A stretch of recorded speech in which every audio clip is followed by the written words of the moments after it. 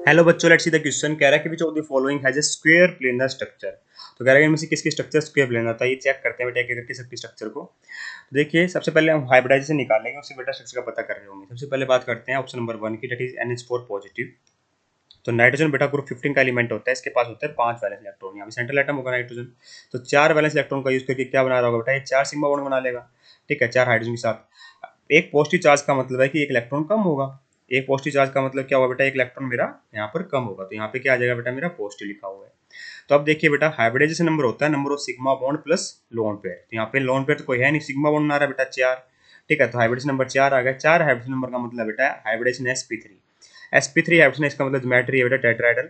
और tetrahedral geometry के अंदर एक भी लोन पेयर नहीं होता, तो बेटा शेप भी हो जाती है मेरी टेट्राहेड्रल। तो कैसी बनेगी बेटा, ये इस तरीके की बन रही होगी। इस पे क्या होंगे बेटा, मेरे 4 सिग्मा बॉन्ड बनेंगे, है ना।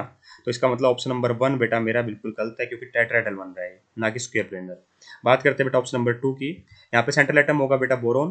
ठीक है, ग्रुप 13 का एलिमेंट है बेटा, है ना। 3 वैलेंस इलेक्ट्रॉन होते हैं। ठीक है, एक नेगेटिव चार्ज का मतलब एक इलेक्ट्रॉन एक्स्ट्रा आया हुआ है बेटा। ठीक है, तो यहाँ पे आ जाएगा बेटा चार वैलेंस इलेक्ट्रॉन का यूज करके बेटा फ्लोरीन क्या करेगा, 4 सिग्मा बॉन्ड बना लेगा बेटा। ठीक है, और ये नेगेटिव चार्ज दिखा देंगे यहाँ पे इस तरीके से। तो यहाँ पे भी हाइब्रिडेशन नंबर निकालो तो बेटा कोई लोन पेयर तो यहाँ भी नहीं है, 4 सिग्मा बॉन्ड बन रहे केवल। इसका मतलब हाइब्रिडेशन यहाँ भी sp3 होगी।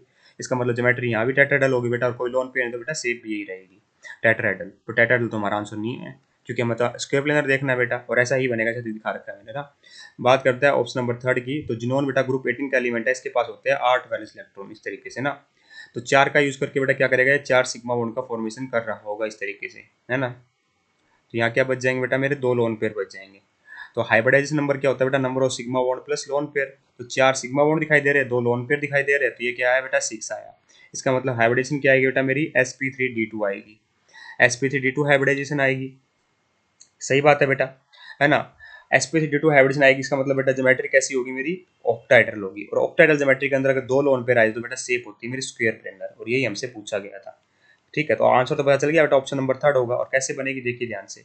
ये मेरा जिनोन है, यहाँ पे 2 लोन पेयर लगा दो इस तरीके से बेटा, है ना। तो यहाँ पे क्या कर दो, 4 फ्लोरीन लगा दो, तो ये होती है बेटा मेरी स्क्वायर प्लेनर शेप। ठीक है, तो इसका मतलब मैं क्या कहूँगा, ऑप्शन नंबर 3 परफेक्टली करेक्ट है। बात करते हैं बेटा ऑप्शन नंबर 4 की, SCl4 की। सो सल्फर क्या बेटा, मेरा ग्रुप 16 का एलिमेंट होता है, इसके पास 6 वैलेंस इलेक्ट्रॉन होते हैं। तो यहाँ साफ दिखाई दे रहा है बेटा, 4 वैलेंस इलेक्ट्रॉन का यूज करके क्या कर रहा है, क्लोरीन मोनोवैलेंट एटम है बेटा, 4 सिग्मा बॉन्ड का फॉर्मेशन कर रहा होगा।